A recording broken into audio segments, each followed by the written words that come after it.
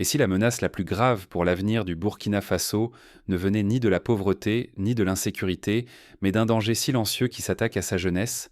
Depuis quelques années, un adversaire invisible rôde. Il se glisse dans les salles de classe, infiltre les rues, s'invite jusque dans l'intimité des foyers. Son nom, la drogue.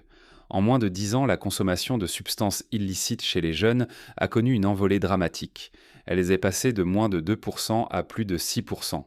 Ce saut n'est pas anodin.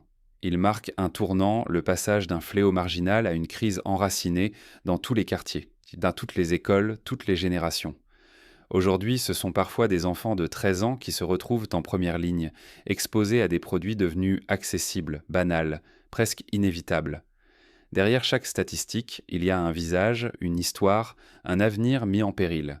Pour illustrer, prenons l'exemple de Karim, un garçon de 14 ans vivant à Ouagadougou. Issu d'une famille modeste, il a été initié au cannabis par des camarades de classe. Ce qui n'était qu'un jeu est devenu, en quelques mois, une dépendance, entraînant une chute de ses résultats scolaires et des disputes familiales. Comme Karim, des milliers de jeunes burkinabés vivent cette descente silencieuse, parfois sous les yeux impuissants de leurs parents. Fermer les yeux sur cette crise, c'est accepter de sacrifier une génération entière. Les conséquences pourraient être irréparables. Montée de la violence, éclatement du tissu social, rêves brisés, économie fragilisée, espoir en berne pour tout un pays. Regardons ce qui s'est passé ailleurs. Au Nigeria, dans les années 90, l'explosion de la consommation de drogue chez les jeunes a alimenté l'essor de gangs violents et fragilisé des régions entières. Au Cap-Vert, l'arrivée de la cocaïne a bouleversé la société, la criminalité ayant grimpé en flèche. Ces exemples rappellent que le Burkina Faso n'est pas immunisé contre de tels dérapages. Comment le Burkina Faso en est-il arrivé à ce point de bascule? Pourquoi la drogue s'est-elle imposée aussi vite et aussi profondément parmi les jeunes, et quelle force menaçante se dresse désormais devant le pays? Pour comprendre l'ampleur du phénomène, il faut d'abord plonger dans le quotidien de ces jeunes confrontés à la tentation. Leurs récits révèlent une réalité brutale, souvent ignorée par les adultes. Ce fléau n'a pas surgi soudainement. Il a germé lentement, profitant du silence, de la résignation et du quotidien marqué par la précarité de milliers de jeunes burkinabés. En 2011, moins de 2% des lycéens consommaient des drogues. 8 ans plus tard, ce taux dépassait déjà 6%. Les autorités redoutent aujourd'hui que la situation soit bien pire, car ces substances infiltrent tous les milieux, écoles, quartiers populaires, lieux de loisirs et même villages reculés. La drogue n'est plus un danger lointain. Elle s'invite désormais dans la vie de tous les jours, jusque dans les foyers. Les plus vulnérables, les adolescents âgés de 13 à 18 ans, pris dans une tempête où l'innocence se brise contre la tentation. Pour rendre cette réalité plus concrète, imaginez une école de 100 élèves à Bobo-Dioulasso. En 2011, seuls 2 élèves étaient concernés par l'usage de drogue. Aujourd'hui, ce sont plus de 6 élèves, et certains enseignants estiment que le chiffre réel pourrait être 2 fois supérieur. Ce glissement progressif a transformé la perception de la drogue. D'interdite, elle est devenue banale. Le cannabis circule partout, mais le tramadol inquiète davantage. Considéré à tort comme peu risqué, ce médicament détourné plonge la jeunesse dans la confusion, les hallucinations, la violence et les échecs scolaires. Parfois, la cocaïne s'ajoute à ce cocktail mortel. Dans les quartiers périphériques de Ouagadougou, il n'est pas rare de voir des jeunes, parfois en uniforme scolaire, acheter du tramadol à des vendeurs ambulants. Les conséquences sont directes. Des crises de violence éclatent dans les établissements, des cas de malaise se multiplient aux abords des écoles, et certains élèves abandonnent leurs études. Les grandes villes comme Ouagadougou et Bobo-Dioulasso sont frappées de plein fouet, les réseaux y étant bien implantés. Mais les campagnes ne sont pas épargnées. L'absence de l'État y ouvre la voie aux trafiquants. Là, silence, isolement et pauvreté offrent à la drogue un terrain sans résistance. À titre d'exemple, dans le village de Koudougou, des enseignants ont signalé que sur une classe de 50 élèves, au moins un quart avait déjà été en contact avec des substances illicites. Le manque d'infrastructures et la rareté des activités de loisirs accentuent la vulnérabilité des jeunes ruraux. Pourquoi une telle vulnérabilité ?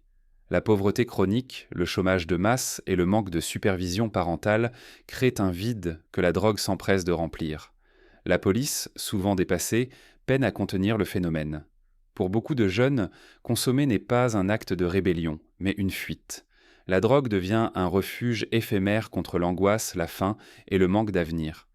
Prenons l'exemple d'Awa, 16 ans, qui a quitté l'école pour aider sa mère à vendre des fruits au marché. Confrontée à la fatigue, au stress et à la pression sociale, elle a essayé le tramadol pour tenir le coup. Rapidement, l'addiction s'est installée, la spirale de l'exclusion s'est refermée sur elle. Si rien ne change, une génération entière risque de sombrer. Déscolarisation, violence, gangs et l'espoir d'un pays qui s'effondre sous le poids du désespoir. Face à cette crise, une question s'impose. Comment l'État peut-il inverser la tendance et sauver sa jeunesse alors que les moyens manquent et que la menace ne cesse de croître? Le silence n'est plus possible. Face à la propagation du fléau, le pays se réveille, mais il doit affronter des adversaires invisibles et la réalité brutale de la misère quotidienne. Sous l'impulsion du président Ibrahim Traoré, la lutte contre la drogue devient une urgence nationale. Les déclarations officielles sont fermes. Sauver la jeunesse, c'est préserver l'avenir du Burkina Faso. Sur le terrain, une mobilisation inédite se met en place. Policiers, gendarmes, douaniers et brigades de quartier, comme la brigade Laballe, font front commun. Ils traquent les trafiquants jusque dans les marchés, les ruelles et aux abords des écoles. En 2024, plus de 133 tonnes de produits illicites sont saisies dans tout le pays. Ce ne sont plus seulement des herbes traditionnelles. Le tramadol, la cocaïne et de nouvelles drogues de synthèse font leur apparition. Pour donner la mesure de ces chiffres, rappelons qu'en 2010, la quantité de drogue saisie ne dépassait pas 10 tonnes par an. Aujourd'hui, les saisies sont 13 fois supérieures, signe de la multiplication des filières et de l'aggravation du problème. Les méthodes de dissimulation se perfectionnent. Chanvre indien enfoui dans les camions, cachettes de tramadol dans des bonbons près des écoles primaires. Les trafiquants innovent, mais les forces de l'ordre ripostent, s'adaptent et affûtent leurs techniques. Pour rendre la riposte plus efficace, le Burkina Faso s'allie à ses voisins, le Ghana, le Togo, la Côte d'Ivoire. Les services de sécurité échangent des renseignements, mènent des patrouilles croisées et renforcent les contrôles aux frontières. La technologie devient un nouvel atout. Chiens renifleurs, scanners portatifs, caméras de surveillance et traçage téléphonique. Les outils évoluent, même si les ressources restent maigres et les besoins immenses. Sur les routes et autour des écoles, la surveillance se fait sentir. Contrôles inopinés, descentes surprises, patrouilles aux abords des établissements, la sécurité rassure, mais elle inquiète aussi. Une anecdote illustre ce climat. Lors d'une descente dans un lycée de Ouagadougou, la police a découvert des sachets de tramadol cachés dans les pupitres. Cette opération a permis d'éviter plusieurs overdoses, mais a aussi mis en lumière la facilité avec laquelle ces produits circulent. Pour la première fois, la société ose briser le tabou. Parents, enseignants, chefs religieux et associations se mobilisent, prennent la parole, préviennent les jeunes, organisent des débats. L'opinion publique s'éveille, comprenant que la répression seule ne suffira pas. Une question s'impose. Pourquoi tant de jeunes sombrent-ils dans la dépendance? Partout, des campagnes d'information et de sensibilisation se multiplient, car au-delà des arrestations, c'est la prévention qui devient vitale pour l'avenir. À Dédougou, une ONG locale a mis en place des ateliers de sensibilisation dans les écoles primaires. Les élèves participent à des jeux de rôle simulant les situations de tentation, apprennent à dire non et à repérer les signes de dépendance chez leurs amis. Ce type d'initiative, encore rare, montre que la prévention peut fonctionner lorsqu'elle est adaptée à la réalité des jeunes. La crédibilité de l'État et la confiance du public sont désormais sur la sellette. Il ne s'agit plus seulement de frapper fort, mais de briser le cercle de la pauvreté et de protéger durablement la jeunesse, pierre angulaire du pays. Mais malgré la mobilisation, des failles subsistent. Les trafiquants redoublent d'inventivité et la tentation pour de nombreux jeunes reste omniprésente. Arrêter les trafiquants ne suffit pas à sauver une génération entière. Que devient un jeune addict livré à lui-même, sans prise en charge, sans espoir d'une seconde chance? Derrière chaque saisie, chaque arrestation, il y a des vies qui chavirent lorsque la société n'offre que la prison ou l'oubli. Au Burkina Faso, la justice reste centrée sur la criminalisation.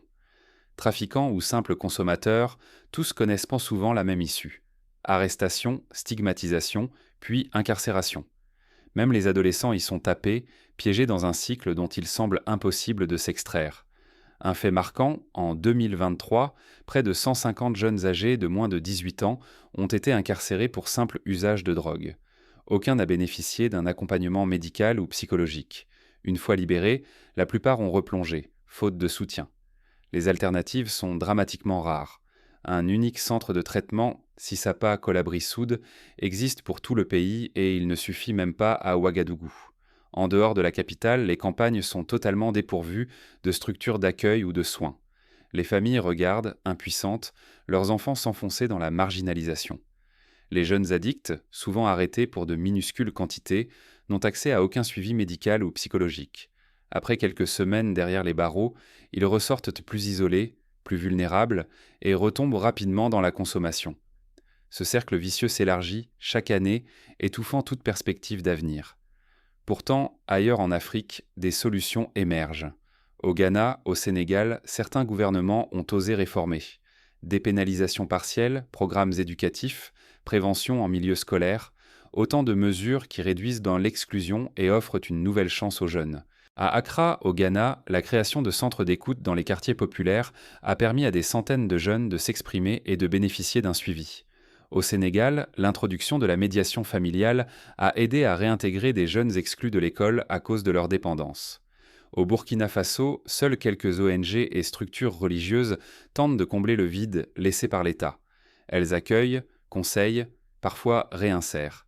Mais leurs efforts restent trop isolés, trop fragiles face à l'ampleur du problème. L'urgence oblige l'État burkinabé à réfléchir autrement, poser les bases d'une stratégie nationale de réduction des risques, coordonner les réponses, mobiliser plus de moyens. Pourtant, sur le terrain, la fragmentation domine encore.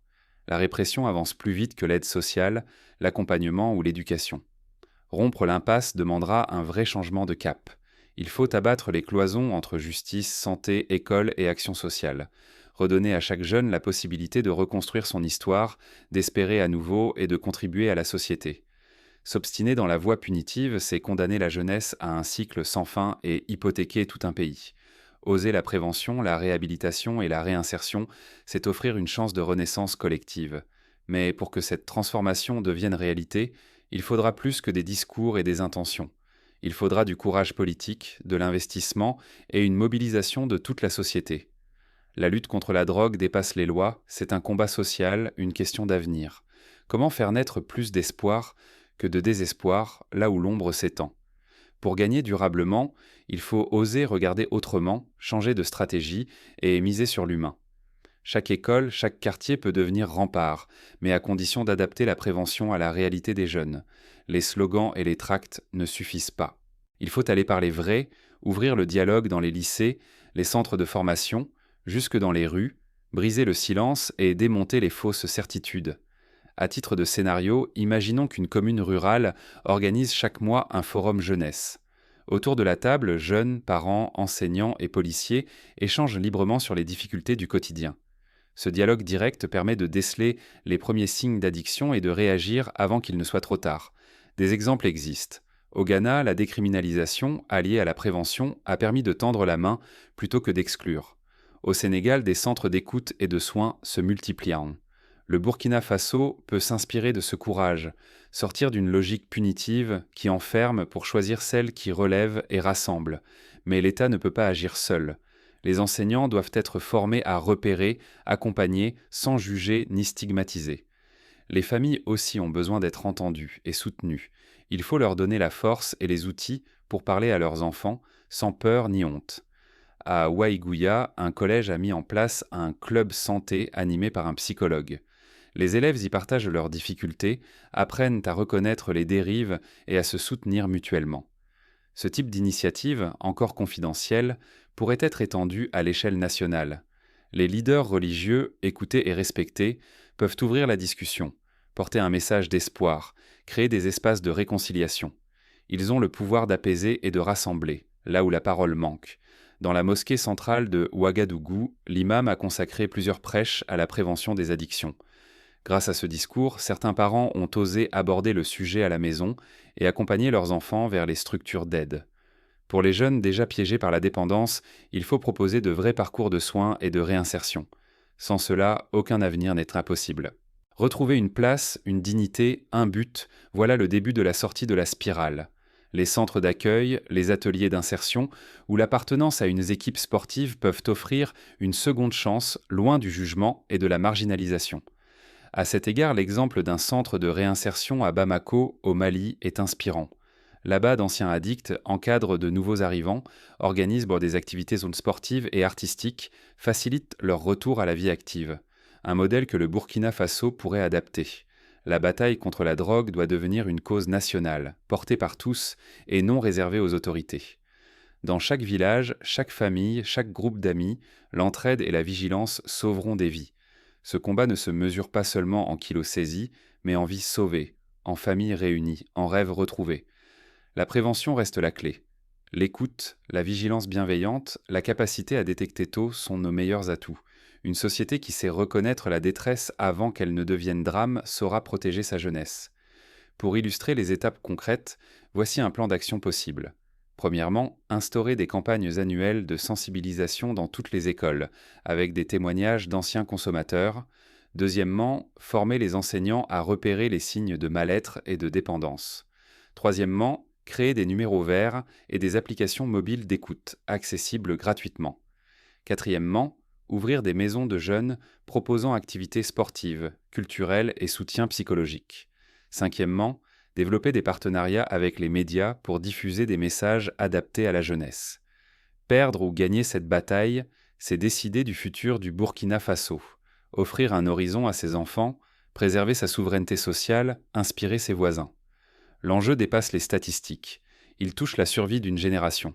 Le choix est là, urgent, et il appartient à tout un peuple de regarder l'avenir en face et décider quel pays il veut construire. Mais pour que cette mobilisation prenne racine, il faut aussi regarder les causes profondes. Comment en est-on arrivé là ?